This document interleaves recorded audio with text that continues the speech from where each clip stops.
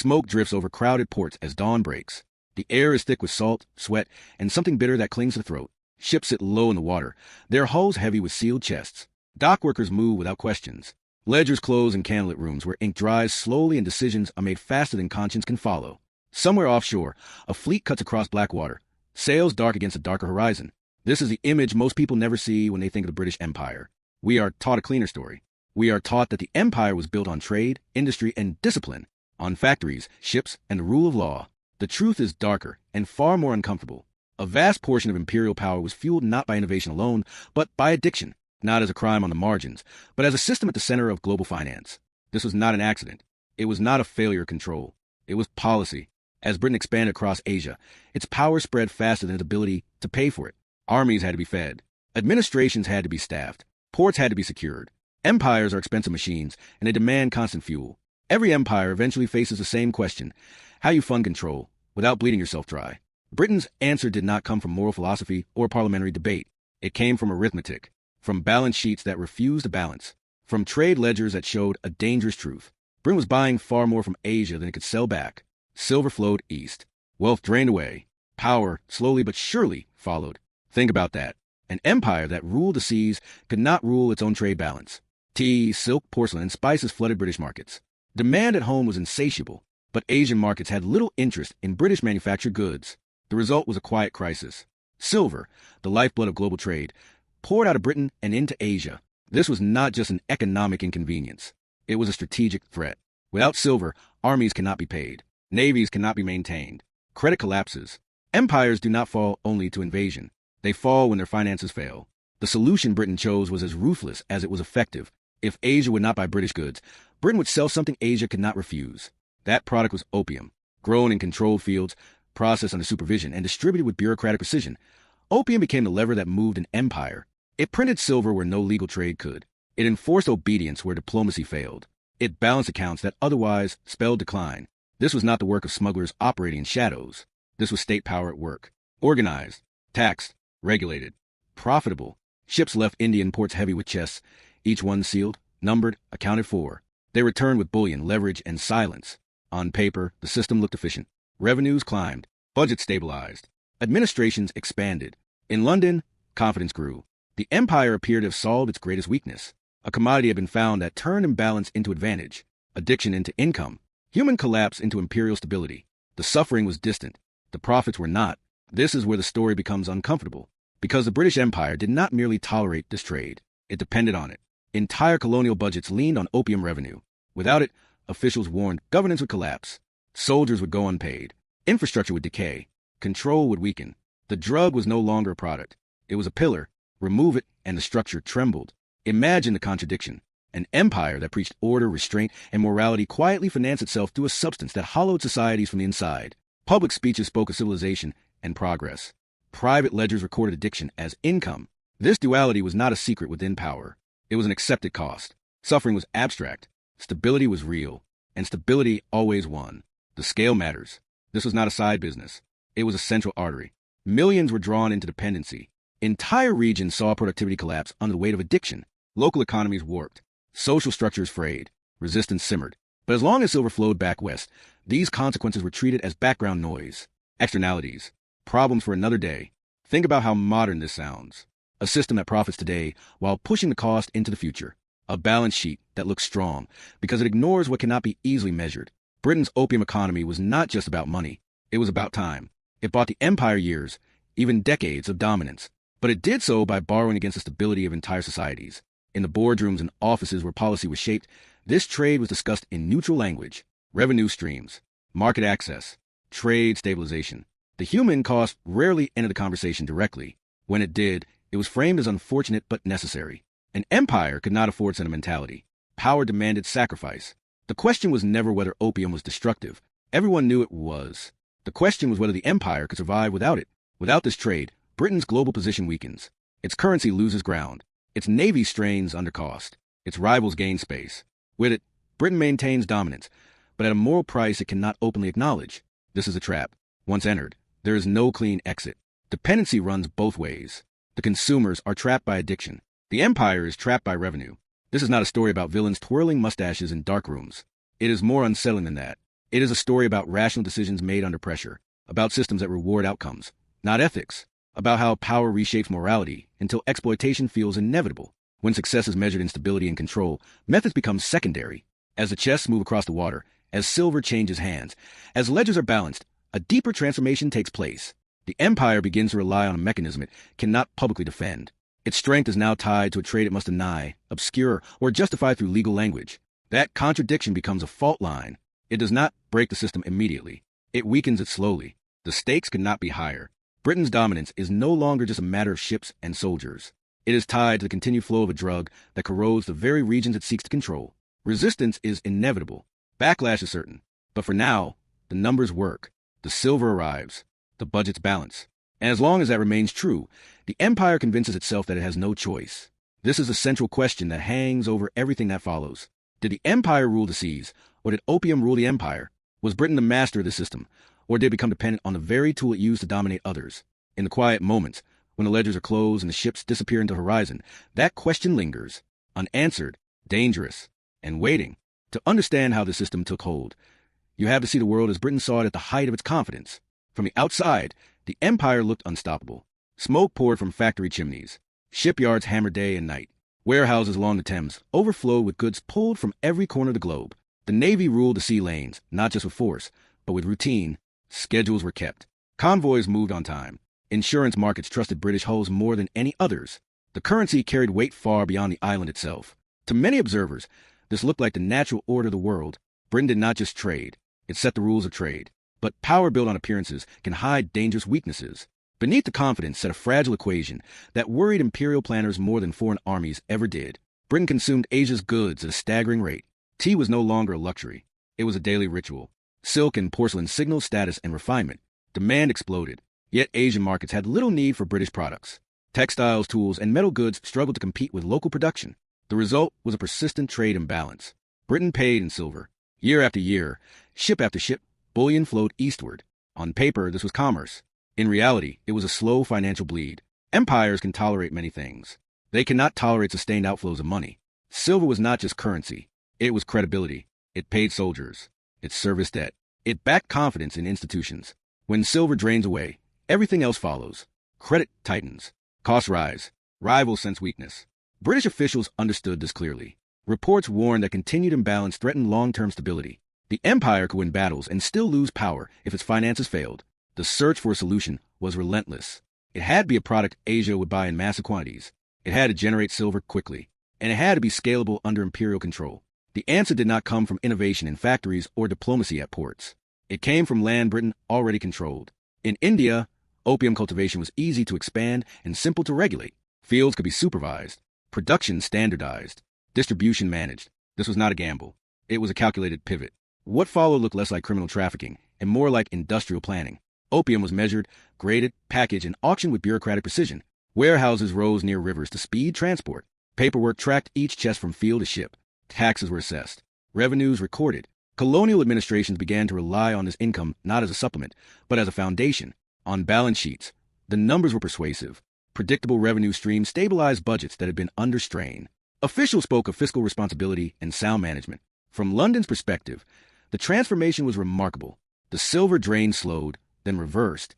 Bullion flowed back west. Trade deficits narrowed. Confidence returned. The empire appeared to have solved a structural weakness that had haunted it for decades. This solution did not require new factories or risky wars. It required discipline and enforcement. Both were things the empire believed it had in abundance. Publicly, the narrative remained clean. Britain spoke of free trade and open markets. It framed its actions as participation in global commerce. Moral language was carefully chosen. The empire was bringing order to chaos, regulation to disorder. What was not said mattered more than what was. The addiction created by this trade was described as a local failing, not a systemic outcome. Responsibility was displaced. Profits were centralized. Consequences were externalized. Imagine the confidence this created inside imperial offices. With revenue secured, planning horizons expanded. Wars could be financed without immediate tax hikes at home. Bureaucracies grew thicker and more complex. Infrastructure projects moved forward. The empire felt resilient. It felt modern. It felt inevitable. Opium revenue did more than fund operations. It bought time. Time to maneuver. Time to dominate rivals. Time to postpone uncomfortable reforms. This illusion of strength became self-reinforcing. As long as the numbers looked good, Doubts were dismissed. Critics were sidelined.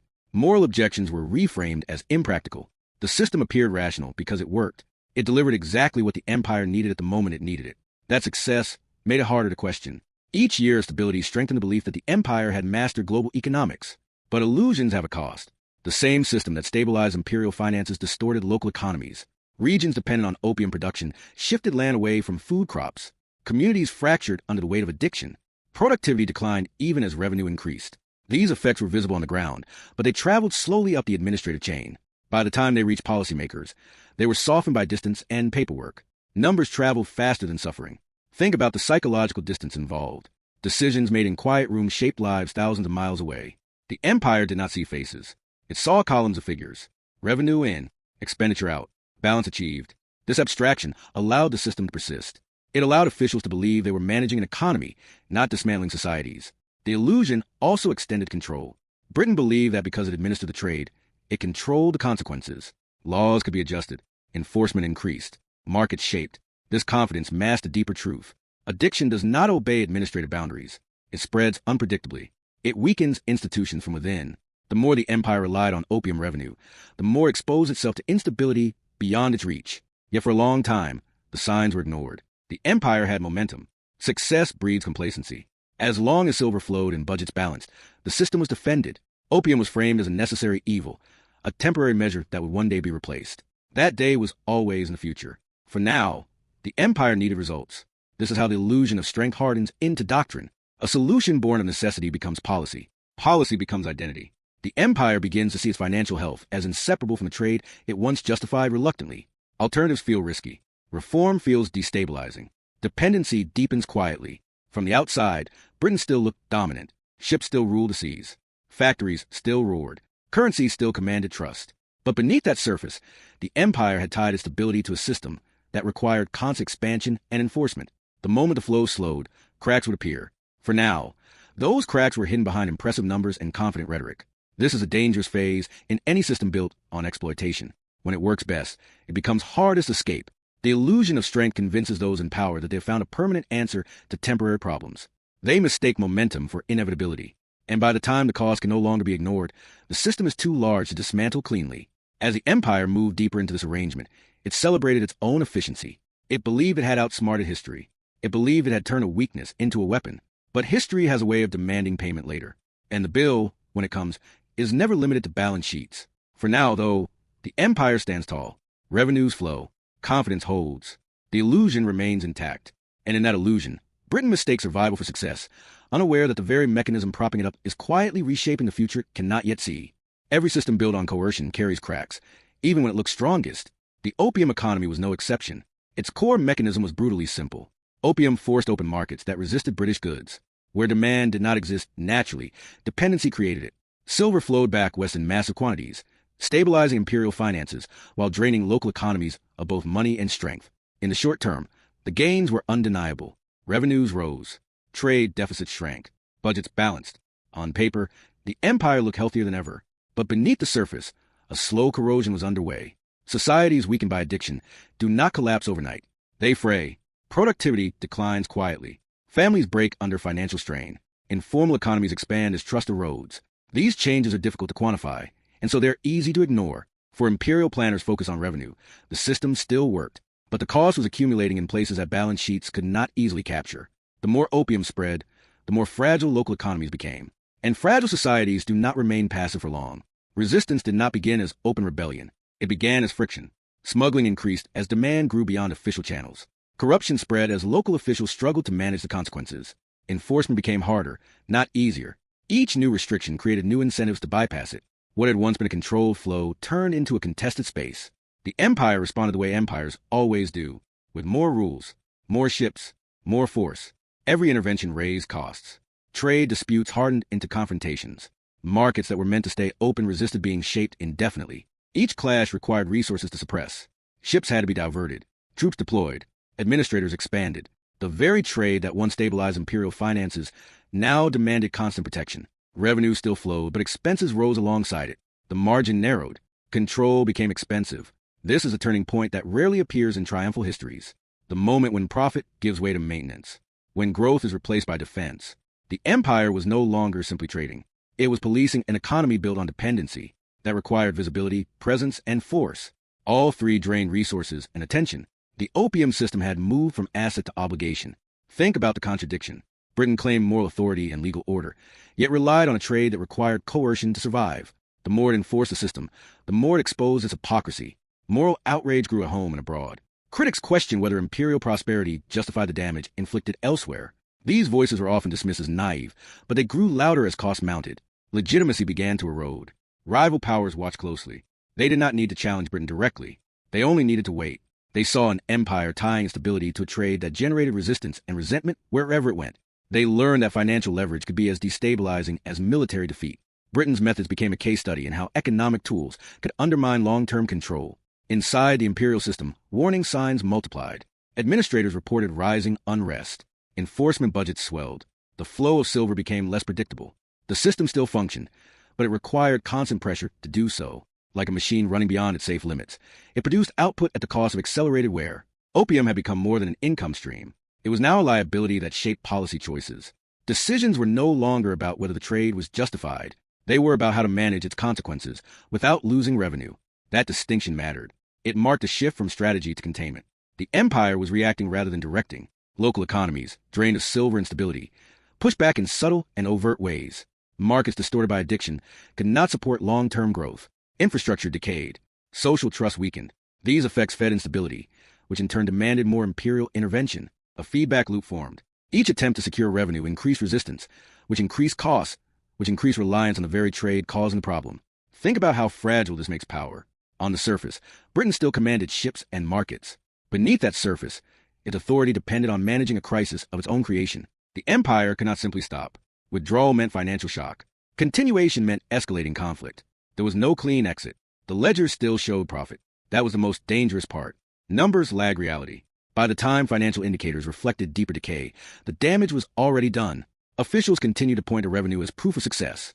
But revenue no longer told the whole story.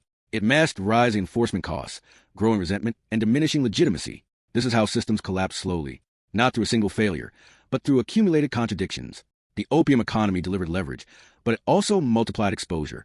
It stabilized finances, but destabilized societies. It bought time, but shortened the future. The empire had traded one vulnerability for another, and this new weakness was hard to control. By this stage, Britain was locked in. The trade it once defended as necessary had reshaped its global position. It was no longer free to choose a different path without risking immediate loss. Dependency had reversed direction. The empire depended on opium as much as its consumers did. That is the quiet truth at the heart of this chapter. The mechanism that once delivered power now constrained it. What began as a solution to imbalance had become a source of instability. And as resistance spread and costs rose, the empire stood at a crossroads it could no longer avoid. The question was no longer whether the system was moral. It was whether it was sustainable. When the system finally began to unravel, it did not collapse in a single dramatic moment. There was no clear day when the opium economy ended and something cleaner replaced it. Instead, it faded under pressure, weakened by forces it had helped create. Resistance hardened. Administrative costs continued to rise. Enforcement demanded more resources than revenue could comfortably supply. What once felt like a clever solution now looked like a burden the empire struggled to carry. Reforms arrived, but they arrived late. By the time policymakers seriously discussed limiting or restructuring the trade, entire regional economies had already been reshaped around it. Dependency was no longer just chemical. It was financial. Colonial budgets leaned heavily on opium revenue. Officials warned that sudden changes would destabilize governance. Alternatives were proposed, but few could replace the scale and reliability of the income stream. Each reform chipped away at the system without offering a clean substitute. The result was uncertainty, not resolution. As opium revenue declined or became politically toxic, Britain shifted toward other forms of extraction. Taxes increased. New trade arrangements were imposed. Resource flows were reorganized. But the damage from decades of distortion could not be undone quickly. Trust had been broken. Local industries weakened by addiction, and capital drains struggled to recover. Markets shaped by coercion did not transition smoothly into free exchange. The legacy of the opium economy lingered long after official policy moved on. Britain itself emerged changed. It remained powerful, but less confident, more cautious. The empire had learned at great cost that economic weapons cut both ways. The very tools used to maintain dominance had exposed vulnerabilities that rivals could exploit. Financial leverage had delivered short-term control, but long-term instability. The empire survived, but its authority no longer carried the same inevitability. Regions affected by the trade remembered. Economic scars do not fade easily. Distorted land use, weakened institutions, and social fragmentation shaped political movements for generations. Resentment became memory. Memory became identity. Long after the ship stopped carrying opium, the consequences continued to influence relations between states and peoples. This was not just an economic episode. It was a structural shock whose aftereffects reshaped the global order. Think about the lesson embedded here. Empires often believe they can separate power from morality, profit from consequence. They convince themselves that methods matter less than outcomes. But systems built on exploitation carry hidden costs that surface later, often when power is already declining. Britain did not lose its empire solely because of opium, but opium revealed a deeper truth about how that empire functioned. It exposed the fragility beneath the confidence. The modern world still carries echoes of this design. Today, governments speak openly about illicit economies, moral trade, and financial ethics. They condemn systems that profit from addiction, instability, or coercion. Yet many of these conversations avoid an uncomfortable past. They forget how closely power and exploitation once aligned at the highest levels of global governance. They forget that what is now labeled criminal was once institutional. This history matters because it repeats in new forms. The substances change. The markets evolve. The language becomes more technical. But the logic remains familiar. When states face financial pressure, they look for shortcuts. They justify them as temporary, necessary, exceptional. Over time, those exceptions harden into systems. And those systems shape the future in ways that cannot be fully controlled. Empires do not always fall because they are invaded. Sometimes they rot from the tools they use to stay rich. The British opium economy is not just a story about drugs. It is a story about choices made under pressure and defended by power. It shows how financial stability can be purchased at the cost of legitimacy, and how that cost is rarely paid immediately. Imagine an empire funded by a product it cannot publicly defend. Imagine the effort required to maintain that contradiction year after year. Laws must bend. Language must soften reality. Enforcement must grow. Over time, the system demands silence from those who benefit and distance from those who suffer. That contradiction never disappears. It only waits. When the British Empire eventually receded, it left behind railways, legal frameworks, and institutions often cited as its legacy. But it also left behind economic distortions and social wounds that do not fit neatly into celebratory narratives. The opium economy sits at the center of that uncomfortable inheritance, not because it was unique, but because it was effective enough to be defended for so long. This is the real aftermath. Not just collapsed systems, but exposed truths. Power built on exploitation always claims necessity. It always argues there is no alternative. History shows otherwise. Alternatives exist, but they often require sacrifice from those at the top. The British Empire chose stability over ethics when the two came into conflict. That choice delivered dominance for a time. It also ensured that dominance would not last forever. As you look at the modern global economy, at debates over trade, leverage, and morality, this story should feel uncomfortably familiar. The past is not distant. It is embedded in the systems that shape the present. Understanding how opium economics funded an empire is not about assigning blame alone. It is about recognizing patterns before they repeat. If this story changed how you see power, trade, and history, consider subscribing for more cinematic deep dives into the hidden economics that shape our world. And if you believe these stories matter, share this documentary so others can see what often stays buried beneath the surface.